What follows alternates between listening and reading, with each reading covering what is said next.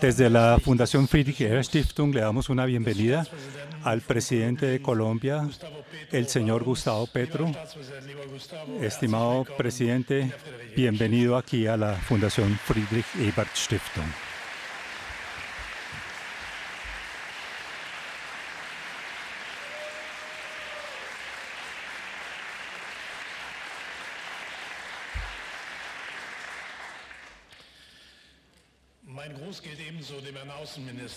También le doy la bienvenida al ministro de Relaciones Exteriores, el señor Álvaro Leiva.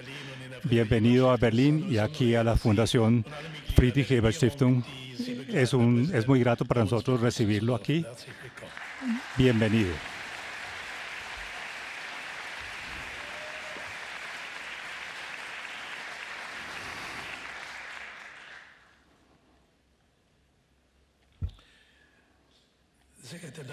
Estimadas señoras y señores, Colombia está viviendo desde el inicio del gobierno, desde hace un año, casi un año, un cambio en la dinámica.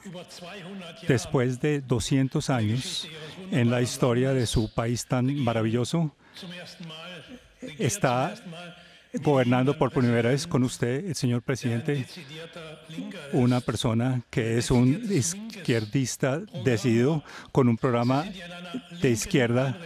Usted está en este momento aquí en una zona, en un sitio de la izquierda, y normalmente se recibe a un presidente de una forma muy diferente en esta sala.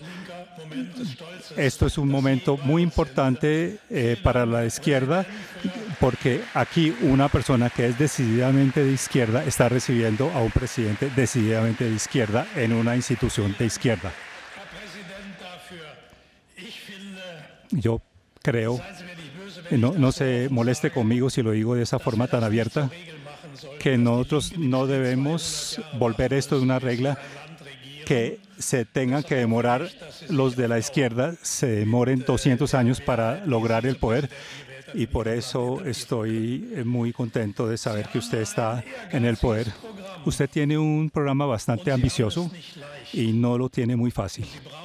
Y usted necesita no solamente un apoyo interno, sino también en las relaciones internacionales necesita de la solidaridad. Y la solidaridad es un valor fundamental de la izquierda.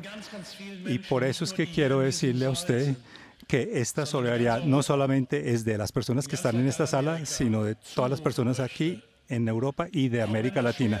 Así sea muy difícil lo que usted quiera hacer, transformación, renovación, sacar adelante reformas, que quiera hacerlas y ya tenga que hacerlas. Así tenga muchas resistencias. Así como nunca es muy fácil hacer eso en la política, siga adelante, no desvanezca. Saque adelante su programa, es para el bien de su país y el bien de su población.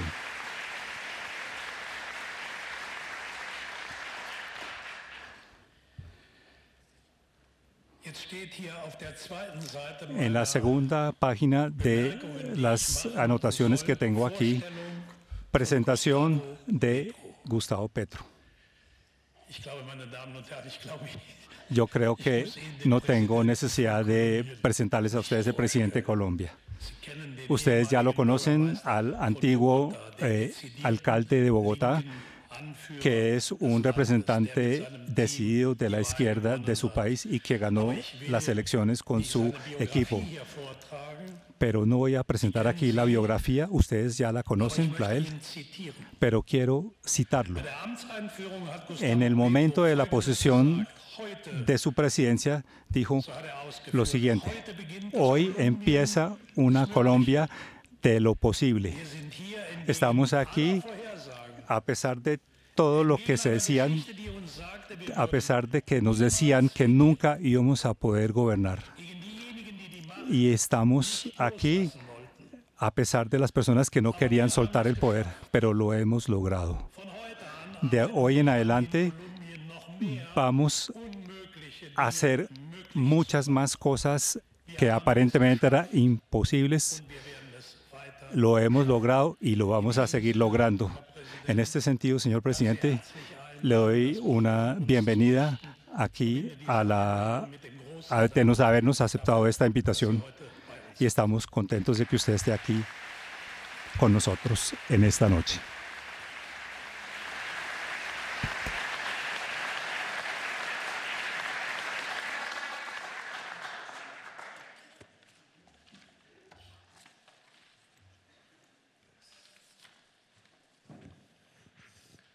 Bien.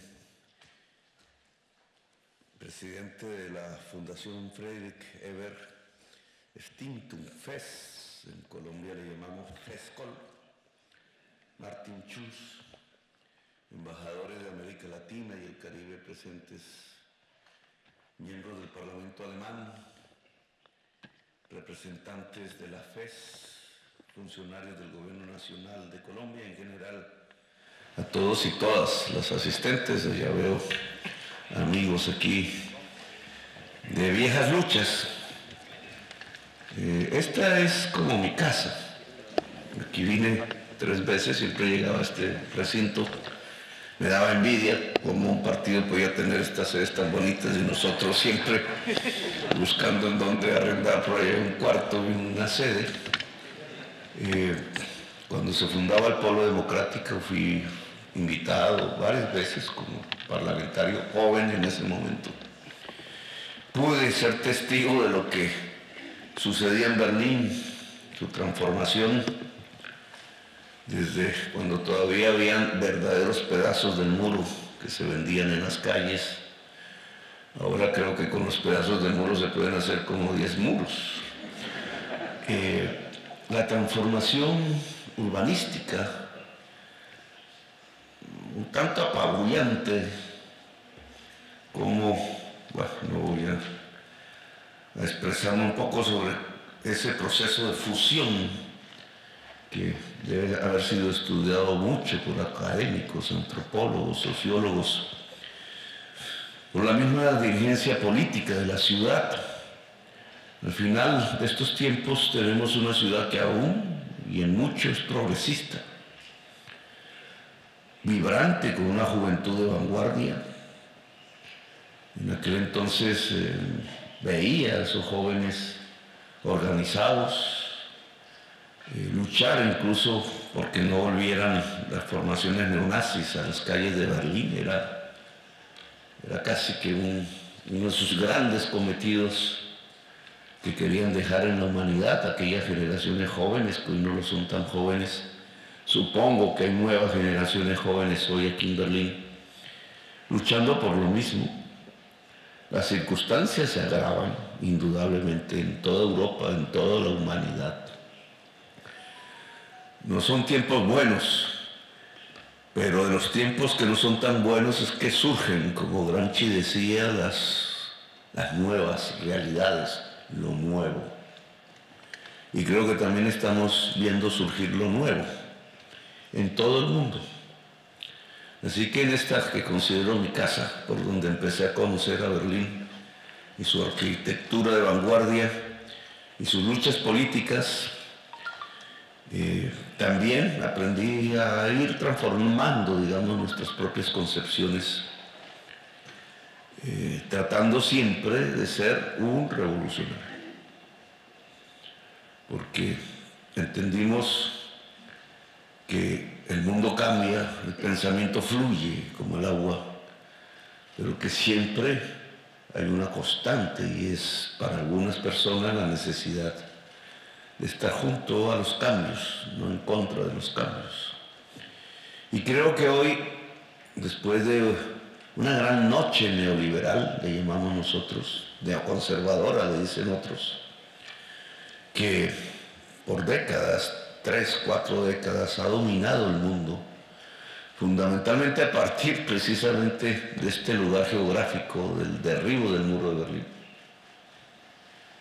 El derribo del muro de Berlín trajo una oleada neoconservadora, una destrucción del movimiento obrero a escala mundial, un debilitamiento formidable y una pérdida entonces de valores de izquierda Quizás las luchas, como alguien decía, se libraban más en el terreno de la cultura que incluso alrededor del poder político.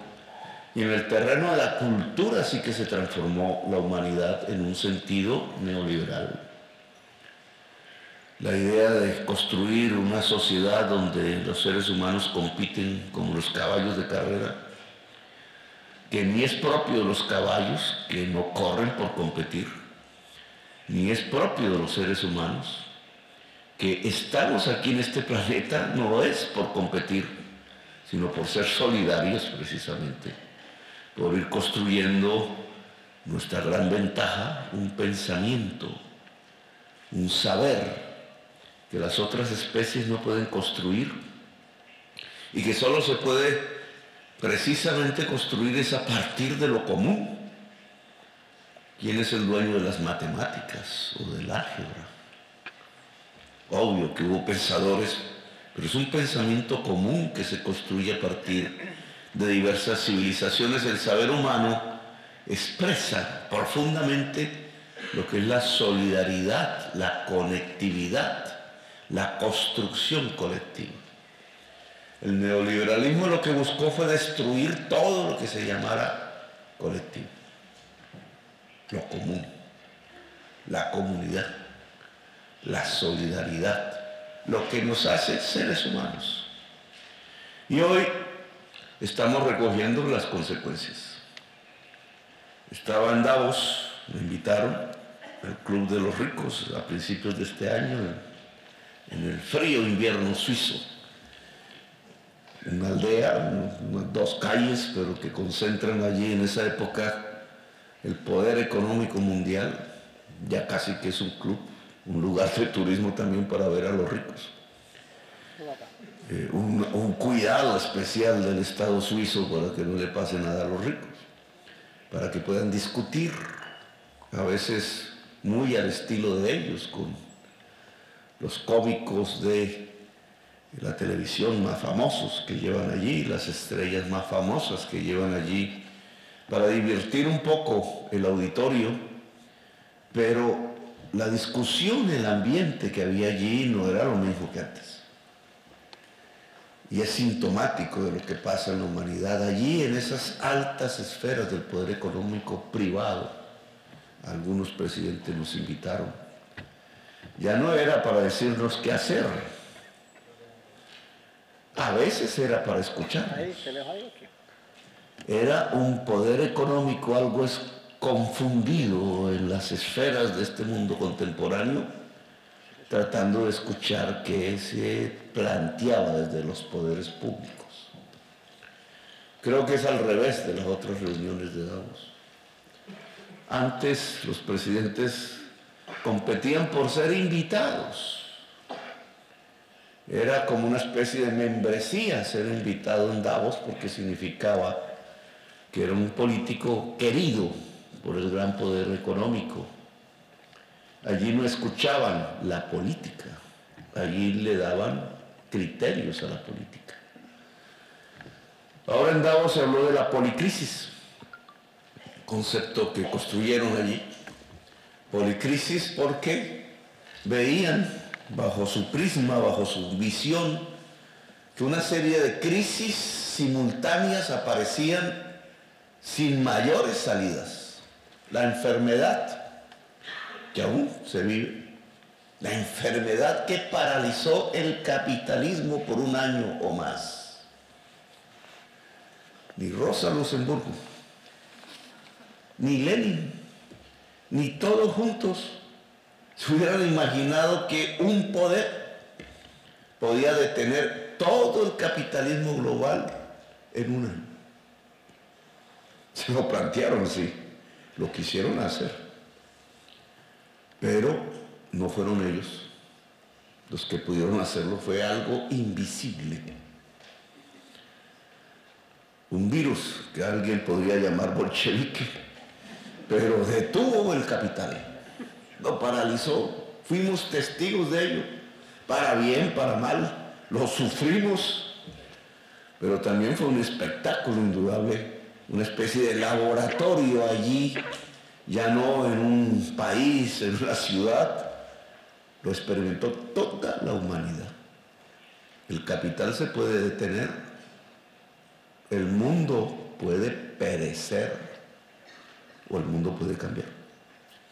Esas imágenes que vimos de calles desérticas por donde animales que nunca en nuestra historia contemporánea habían estado, sí antaño, que volvían a recuperar sus espacios, esa dinámica de una naturaleza que de pronto se veía más poderosa que el ser humano, que terminaba arrinconado, encerrado, moribundo en los hospitales, sobreviviendo o tratando de sobrevivir, es un laboratorio un poco de lo que realmente estamos viviendo, así no queramos mirar hacia arriba, como dice la política. La enfermedad, la pobreza, por tanto, que creció en algunas partes del planeta, menos por el virus, más ahora por la guerra, el hambre, enfermedad, pobreza y hambre creciendo. Cuando se nos había dicho allá cuando cayó el muro que lo que venía era una era sin conflictos, que se había acabado la historia, que el capital dominante y triunfante podía construir ya una humanidad pacífica y una humanidad próspera, la generación que más ha consumido en la historia de la humanidad, que nos acercábamos al final de la historia, por tanto, y resulta que lo que vino es la guerra en el propio continente europeo, como si no hubiera una experiencia de lo que sucede con la guerra en Europa. Y con la guerra, paralelamente, la enfermedad y el hambre, el estancamiento económico, que desde 2008 no cede, se profundiza incluso, como todas las noticias económicas nos lo avisan hoy, pero desde el 2008 realmente no hay crecimiento económico empujado por los países más desarrollados del mundo. La productividad se ha estancado y ahora tenemos, gracias a la ciencia, quizás la causa de todas esas crisis que no se veía con tanta claridad en Davos.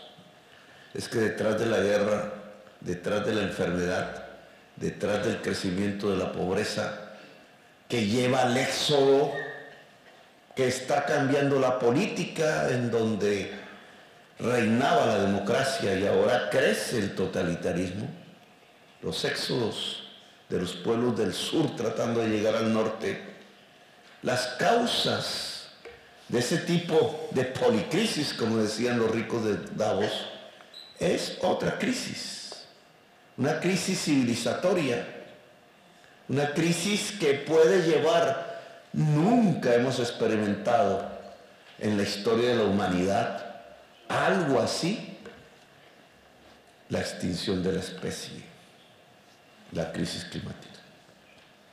Allí está la fuente. Y entonces, indudablemente, el mundo que vivimos hoy no es el de 1991, el de 1993, que esta sociedad, la alemana, vivió tan intensamente, tan alegremente, tan optimistamente, pero vivieron décadas completamente diferentes a las que se presumía. Aún guardo por ahí el álbum de La Wall, El Muro, y su hermosa música. Los cantantes hoy ya son algo viejitos.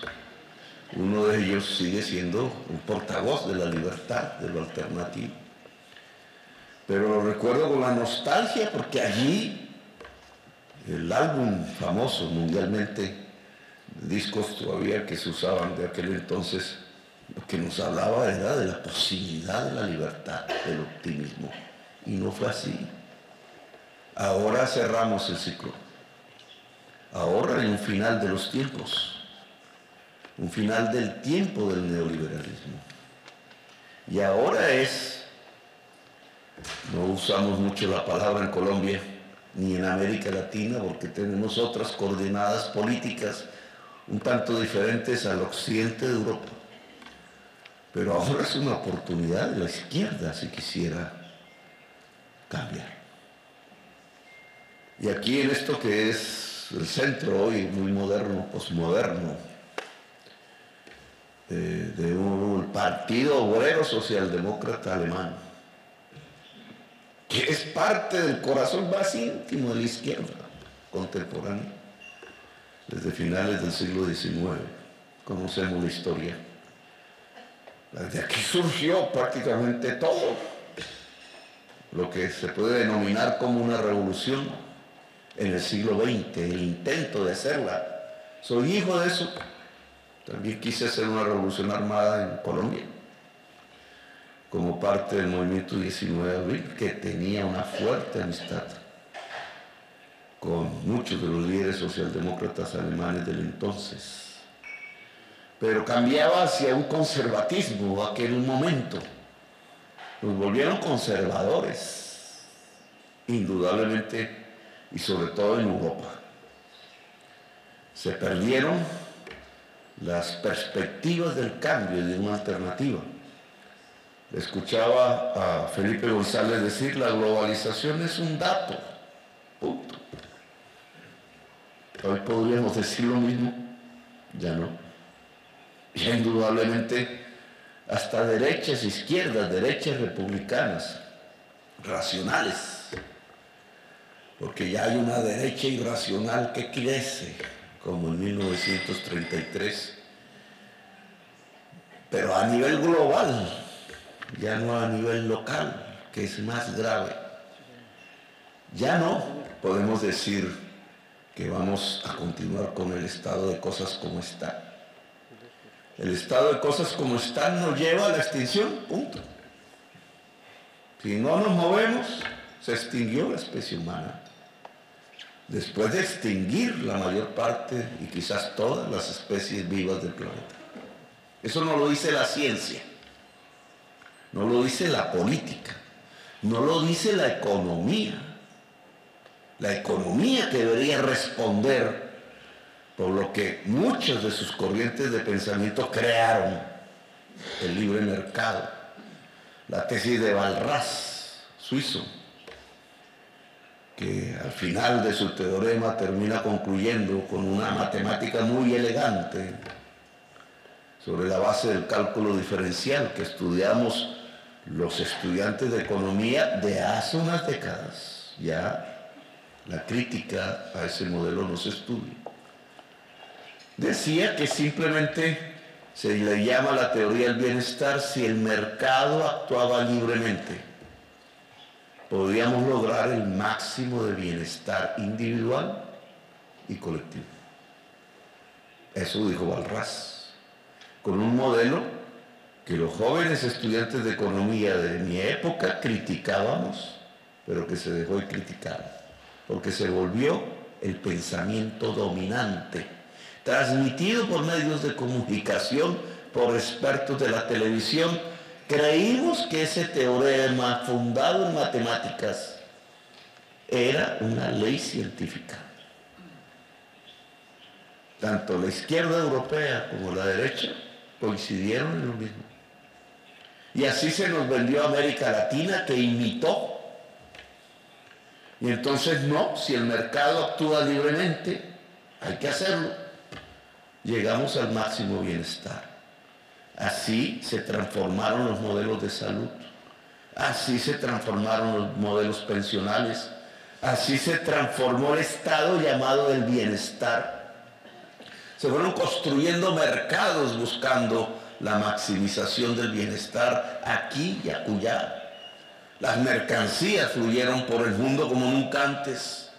Efectivamente, el comercio mundial creció. Alemania fue un gran beneficiario del proceso. Indudablemente la China, el que más. El mundo parecía llegar a esa prosperidad que prometía el modelo de Walras, y de pronto la enfermedad, el estancamiento, la guerra, la pobreza, la crisis civilizatoria.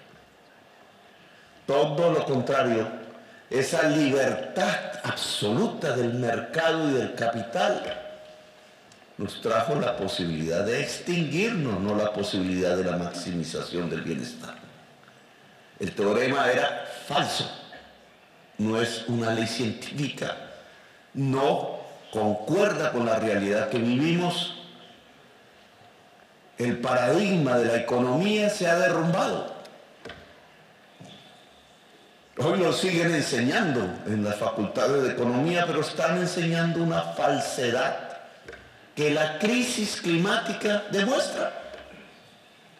Es que si sigue libre el mercado y el capital por el mundo, la transformación química de la atmósfera que él mismo produce, el capital, nos acaba.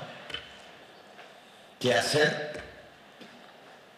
Entonces se reúnen todos los presidentes del mundo, que no es tan fácil, en las llamadas COP de Naciones Unidas, y empieza un trasegar de poderes públicos, un trasegar más profundo de la ciencia, los poderes públicos ambivalentes entre lo que dice la ciencia y los intereses de la codicia del capital. Las COP tienen patrocinios, la industria petrolera, la industria carbonera. La ciencia avisa y el poder político se queda estancado sin saber qué hacer, porque no es capaz ni de enfrentarse al capital para la transformación, ni es capaz de obedecer el único faro racional que tenemos en el mundo contemporáneo, que es la ciencia. Si no hacemos caso de la ciencia, caemos en el irracionalismo. Y si caemos en el irracionalismo, caemos en el fascismo, como la historia alemana demuestra. Un mundo tan racional y de pronto totalitario. Estamos en un mundo así, parecido. Y es obvio que aquí tiene que aparecer lo nuevo. Lo nuevo indudablemente está apareciendo. Si se examina a fondo la economía política de la crisis climática, pues nos aparece una realidad a la cual tenemos que entender, pero rápidamente, porque el tiempo se agota. Hoy el tiempo está contra nosotros, como un cronograma mortal. Cada segundo es un acercamiento al final que anunciaba la Biblia, pero que hoy dice la ciencia. Hoy lo dice la ciencia. Y entonces es el momento de la política, es el momento del hacer. Ese cambio va diciendo efectivamente que la crisis climática no se puede superar por el capital mismo. Ha aparecido la corriente, y lo veo con los empresarios que hablo, poderosos unos, menos importantes otros, tratando de mover lo que llaman la transición energética, la descarbonización de la economía. Pero un empresario, por muy poderoso que sea, tiene un límite, y es la rentabilidad, la ganancia, la ley del capital, descubierta por un alemán que cambió el mundo. Pues esa ley no ha sido controvertida. Claro, el alemán ha sido desprestigiado y olvidado, pero la ley no ha sido controvertida, como si su crítico Balras y su teorema del bienestar a partir del libre mercado. La ganancia implica que solo se harán proyectos de transformación y de transición hasta que haya rentabilidad. ¿Es suficiente para salvar a la humanidad? Si uno va a Davos o va a las COP, lee el discurso oficial transado entre estados, poderes políticos y económicos, incluido el interés petrolero, pues no encuentra más sino retórica. De los 100.000 millones prometidos en la COP de París, no ha llegado $1, ni uno, y ya es tarde prácticamente.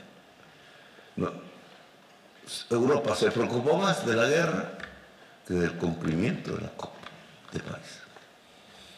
La guerra obviamente tiene un problema, pero la guerra es fruto del gas y del consumo del gas de Europa Occidental.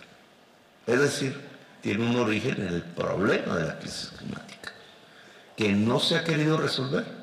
No se puede resolver mientras creamos en la inercia de la época neoliberal o neoconservadora que el mercado puede efectivamente solucionar el problema que produjo y nos llevará a un estado de bienestar. No, nos lleva a la muerte. Y no porque haya que superar el mercado. Ya no es el dilema de Lenin ni de Rosa Luxemburgo. Pensar que por decreto se puede acabar el mercado. Se demostró que no. Había un planteamiento equivocado allí a principios del siglo XX. No, pero hay un límite del mercado. El mercado por sí mismo, le hace el capital, solo hará los proyectos rentables. Los no rentables, no. Y resulta que la mayor parte de la energía que hay que utilizar, política, económica, social, para resolver la crisis climática, que es imprescindible resolverla, no tiene que ver con las rentabilidades.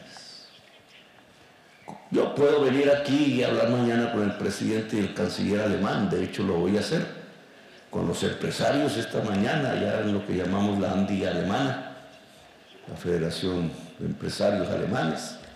Y claro, siempre el problema será, sí, claro, al país podemos llegar, sí, podemos ir a donde más efectividad puede tener la producción de energía limpia. ¿Pero es suficiente? Y la respuesta es no, y 1000 veces no. Aquí es necesario unos cambios fundamentales.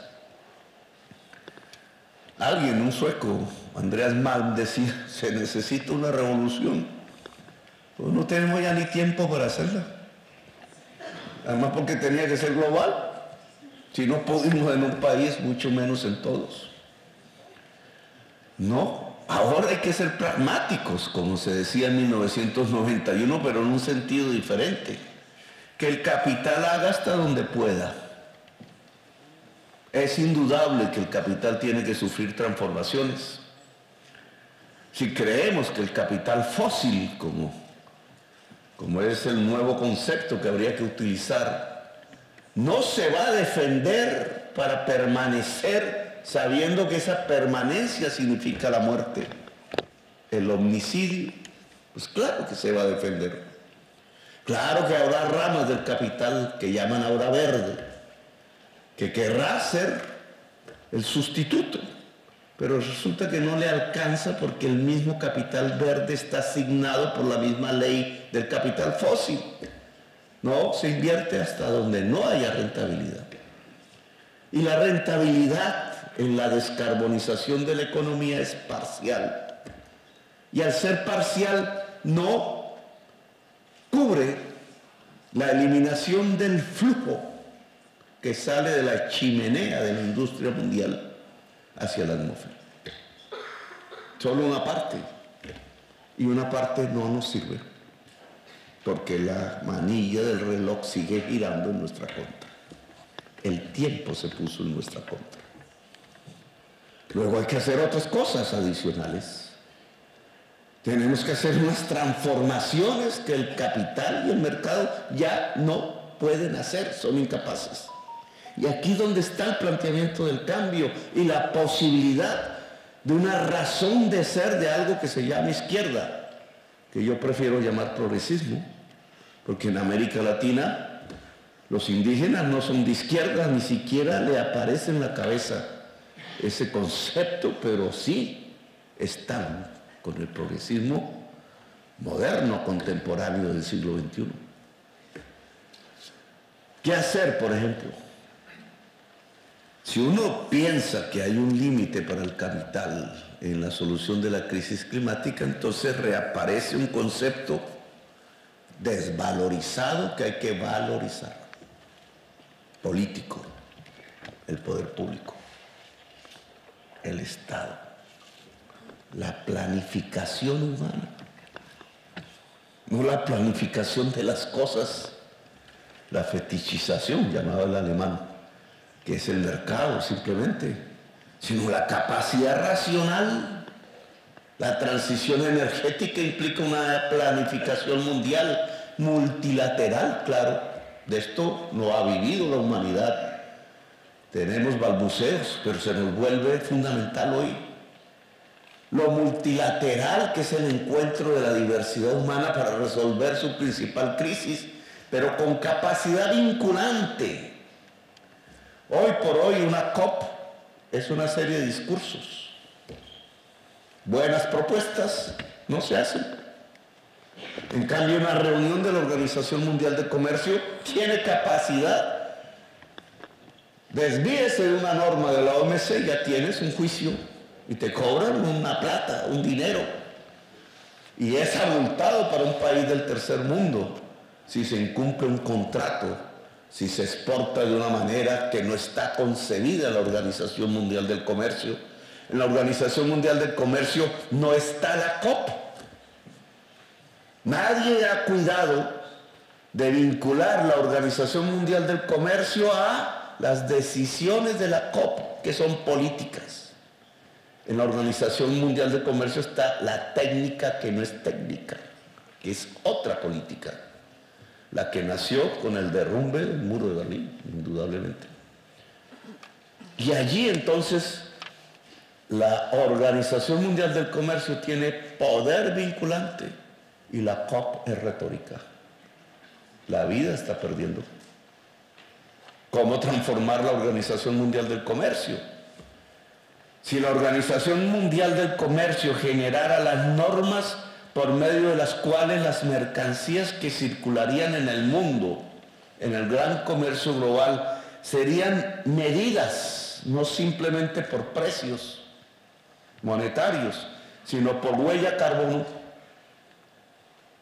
la geoeconomía cambia radicalmente. ¿Dónde es entonces más barato desde el punto de vista de la huella carbono producir? ¿En China? Pues ya ven, el gran fogón de China, que es el fogón de la humanidad, mirado como cambio químico de la atmósfera. En Estados Unidos, el segundo país con más flujo de CO2. En la Unión Europea toda junta, que a pesar de su esfuerzo, toda junta es el tercero. O en América del Sur, que tiene la más baja huella de carbono en su producción. ¿No cambiaría la geopolítica? ¿No es aquí donde se anuncia lo nuevo si fuéramos coherentes con la existencia humana? ¿Qué papel tendría Colombia entonces en el mundo, hablando de mi propio país, que gobierno? ¿No es dable entonces pensar en que la unidad latinoamericana de la que tanto se habla, suramericana si se quiere, la política colombiana, le interesaría más las posibilidades nuevas que trae la crisis climática que anclarnos en el viejo mundo, que nos ha conducido a momentos de pobreza, el petróleo y el carbón y el gas? El progresismo latinoamericano no tendría aquí unas banderas espectaculares para guiar a sus sociedades y al continente hacia las posibilidades vitales de la humanidad. La izquierda latinoamericana no tendría algo que decir al mundo. Que el viejo discurso nostálgico quizás, amarrado quizás a conservaturismos. ¿Qué pasaría con la izquierda europea? Todavía no conservadora, todavía sin saber qué hacer mientras el fascismo avanza. A una masa crítica, porque nunca fue mayoría. En Alemania nunca fue mayoría. En Italia nunca fue mayoría. No ganó las elecciones realmente. Llegaba al 30-33%, pero la fuerza se impuso. Por la izquierda se dividía porque no sabía qué hacer. Hoy también tenemos una izquierda europea que no sabe exactamente qué hacer. Y el fascismo sí está avanzando. Lo vi en las calles de Madrid. Lo vi organizarse contra mí. Por latinoamericano, por el pie del café con leche. Por de izquierda. Ayudado obviamente de la extrema derecha colombiana, que es sanguinaria, que ha hecho un genocidio en Colombia. Pero igual yo lo vi en las calles organizarse. No escuchar, salirse del Parlamento. Irracional. Ni la derecha española le siguió el ejemplo, pero es la realidad de que va avanzando y que si circunstancias electorales no son tan propicias, se vuelve determinante, y así fue 1933. Le entregan el poder. El capital le entrega el poder. Por miedo, porque crece sobre la base de los miedos. Que la crisis climática implica que dejemos de consumir. Pero si llevamos 4 décadas consumiendo como ninguna otra generación de la humanidad, ¿cómo vamos a dejar eso? Claro que crece un miedo. La costumbre, ya vuelta a generaciones de los últimos 40 años, de mirar por las calles las grandes marcas y sentirse libre, porque se tiene la libertad de comprar. Y reducir la libertad a ese concepto de poder comprar lo que quiera hasta donde el dinero alcance, libertad que obviamente no tienen los pobres de América Latina, que se restringe exclusivamente al nivel de ingresos, como si la libertad pudiera restringirse al ingreso y no fuera precisamente la gran bandera por la cual todo ser humano, desde que apareció la humanidad, lucha. Autonomía, más poder, más capacidad, más búsqueda, más exploración, explorar más allá, que es lo que lleva la libertad al ser humano. Ir más allá siempre. Quizás el virus debería ser el virus de la vida, y el ser humano quizás tuviese la misión de expandirlo por el universo. Pero es la humanidad con la vida, no es la humanidad con la muerte. La izquierda, por tanto, sí tiene un camino a huir, demostrar las cosas nuevas, demostrar el límite del capital para resolver el proceso de la crisis climática, de su superación, de superar el principal problema de la humanidad a partir no solo del capital, sino de la interacción de poderes públicos a escala multilateral. Hoy África es importante. Tiene la selva en el Congo, tiene los desiertos del Sahara llenos de sol. Hoy América del Sur es importante, tiene el agua, el viento y el sol junto a los puertos. El hidrógeno verde del que vengo a hablar mañana como un tema concreto es agua, sol y viento juntos. Resulta que eso no está en buena parte del planeta. Puede haberlo uno, puede haberlo otro, puede haber ninguno.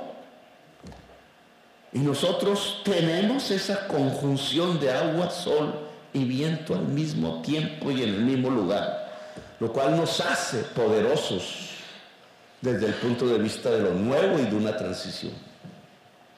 Claro que sobre eso se puede crear una política y una geopolítica. Para nosotros importante, pero para Europa también. Y para la humanidad también. Luego aquí hay uno de los grandes temas que me parece debemos abordar. Ahora, si el capital privado, con todo el poder que ha demostrado en las últimas décadas de transformación, había un filósofo allí, un crítico literario, Berman, con un libro llegó casi a ser un bestseller, Todos los sólidos se desvanecen en el aire, que Berlín lo demuestra. Su propia arquitectura volátil demuestra que todos los sólidos se desvanecen en el aire. Se puede hacer y rehacer. No queda mucho del mundo soviético en Berlín. Se borró. por demostrar que el capital es más poderoso, así de simple. Pero bien, es el flujo de la historia, esa es la realidad. Ahora, esto es, o se necesitan nuevas transformaciones. E indudablemente el pueblo alemán sabe que se necesitan nuevas transformaciones. La principal exportación de Colombia a Alemania, que creció como por 20 el año pasado, es carbón. Es decir, el veneno. Alemania le compra a Colombia por desesperación veneno. Y lo usa aquí. Y ahí sale, sabemos, al cambio de la química de la atmósfera. ¿Por qué no es hidrógeno verde? ¿Por qué no producimos allá con baja huella de carbono? ¿Por qué no hacemos una sociedad en vez de una dominación, como ha sido tradicional en los 5 siglos pasados? América Latina puede hacer una sociedad con Europa. Claro, estos son planteamientos nuevos. ¿Por qué no modificamos la arquitectura del sistema financiero mundial multilateral, que obedece a poderes públicos formalmente y en realidad a poderes privados hoy? El FMI, el gobierno alemán, tiene incidencia allí importante. Estados Unidos la más. El G7, prácticamente la dominancia del FMI. Nosotros escuchamos y somos parte. Pero el FMI dio un ejemplo, una experiencia importante en los tiempos del COVID. Emitió dinero, llamado derechos especiales de giro. No se llamaba dólares ni euros. DEC. Los emitió a todos los países, unos más, otros menos, de acuerdo a sus normas. Y emitió para que no se detuviera o para que se conservara el capital que estaba paralizado por el COVID. Así fue. Hay un ejemplo. Porque eso mismo, cambiando ciertas normas, no muchas, no se hace en mayor escala para reducir la deuda de todos los países, para que el espacio financiero que se libera se invierta en la adaptación y mitigación al cambio climático. Si ya el ejemplo se dio y se puede hacer. Solo que aquí, en una mayor escala, nos daría una especie de plan Marshall, pero con un eje central en los poderes públicos y los estados del mundo, para planificar, oigan esa palabra tan olvidada, la transición energética y la descarbonización de la economía. Sería el primer gran salto adelante, el primero real que la humanidad podría dar para defenderse a sí misma en su existencia, tratando de contener el chorro de emisión de gases hacia la atmósfera, que en algo importante lo reduciría y por tanto aprenderíamos en el poco tiempo que nos queda a realizarlo. El cambio de arquitectura del sistema financiero es una bandera. Nos sirve a todos en este momento. Tiene que ver con la vida, no con cómo respetar la tasa de interés. Tiene que ver con una existencia que tenemos que defender. ¿Por qué si Alemania está gobernada por la izquierda no da un paso? Hablé con Biden. Este fue el tema de mi conversación en Washington hace un mes, creo, 2 meses.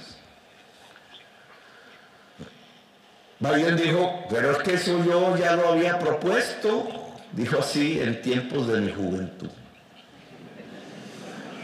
Biden debe haber sido un muchacho en esa época, de esos aguerridos de tirapiedras, decimos nosotros. De hecho, lo demostró. Él tiene una serie de hechos en su existencia que demuestran que ha sido un progresista. Pero hoy es el presidente de la mayor potencia cuestionada por el poder de China. ¿Haría más Biden como líder mundial dirigiendo esta operación con la cual está de acuerdo? Se volvería líder de la juventud del mundo. desde su edad. Se volvería un referente mundial de los pueblos pobres si acogiese eso que él ya defiende y que él acepta defender ahora, por lo menos en lo que me habló.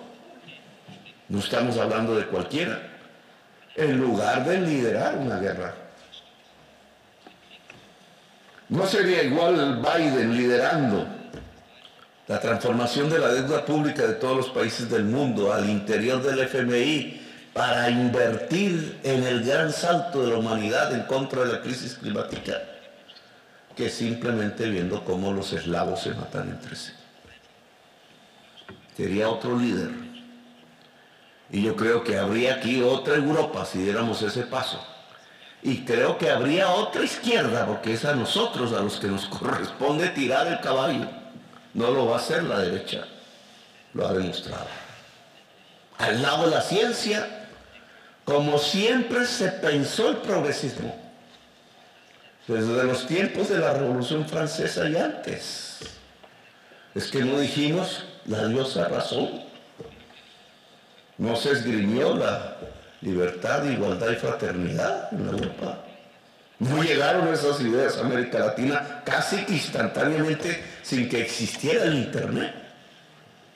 No cruzó por los dirigentes en ese entonces de los Estados Unidos en formación. No dijimos a partir de ese entonces, quienes nos consideramos progresistas, que es la política aliada a la ciencia. No lo dijimos. Es decir, la razón guiando la decisión política. Eso que llamamos racionalidad, que nació aquí, en Grecia realmente. Eso que llamamos la razón no es la esencia de lo que han sido los movimientos progresistas en los últimos siglos, pero la ciencia nos marca un camino. Y pareciera que la izquierda no quisiera prestarle atención. Luego dice de sí misma, porque la razón de la izquierda es la razón científica. Puede sonar un poco sólido, pero la razón de la izquierda es la razón científica.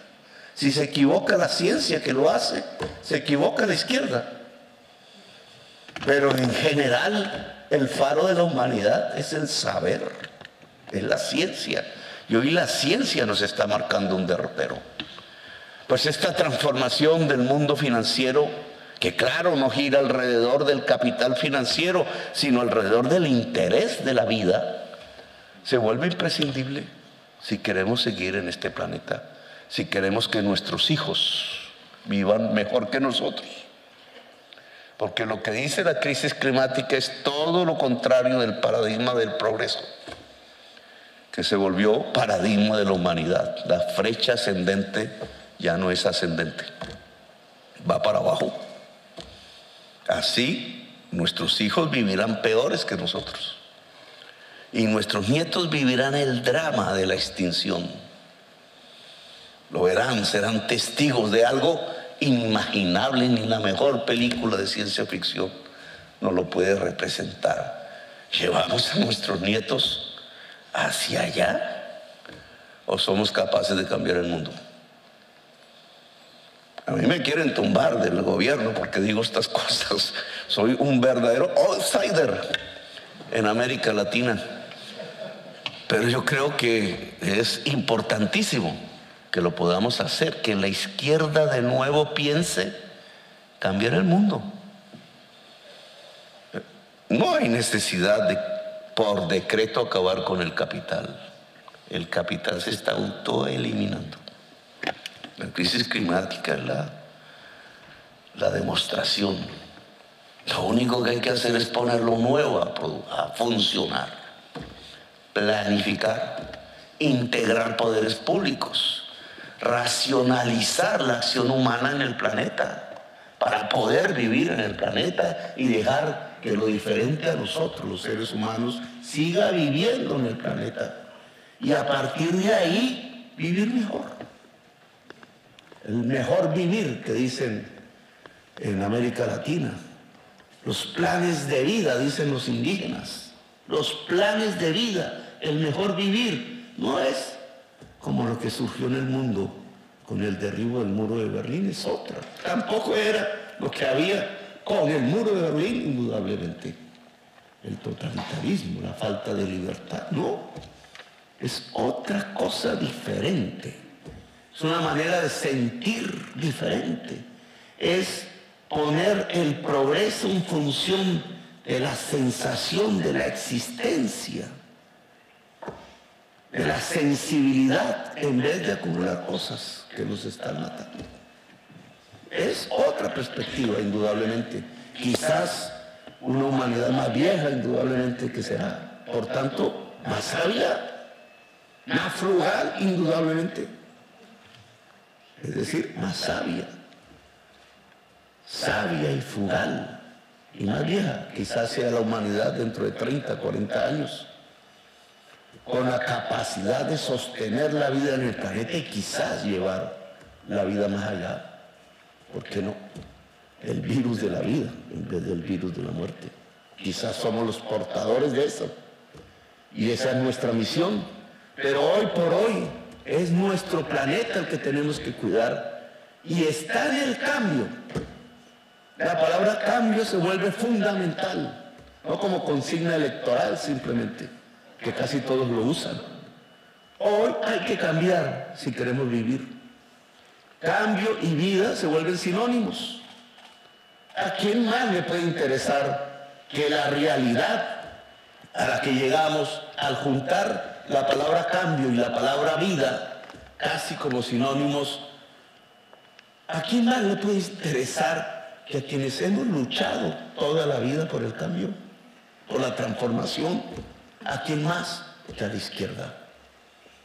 Izquierdas latinoamericanas, que no nos llamamos así, izquierdas europeas que les gusta llamarse así, porque eso viene del Parlamento, la Gran Asamblea Francesa.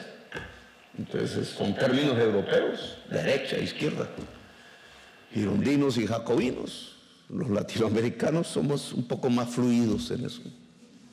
Algún día hablaremos de esas diferencias, pero indudablemente es el momento del cambio porque es el momento de la vida y nos tocó a nosotros, no a nuestros hijos.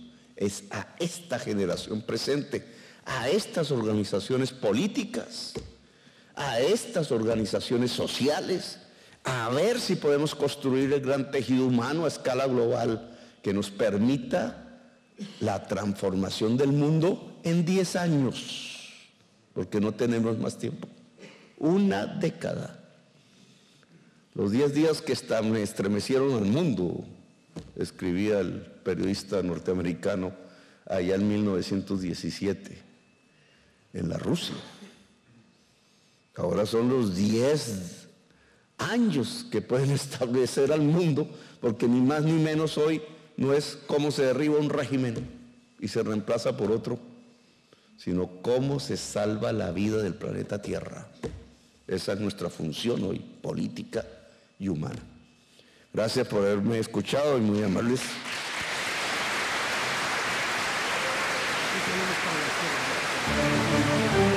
Gracias.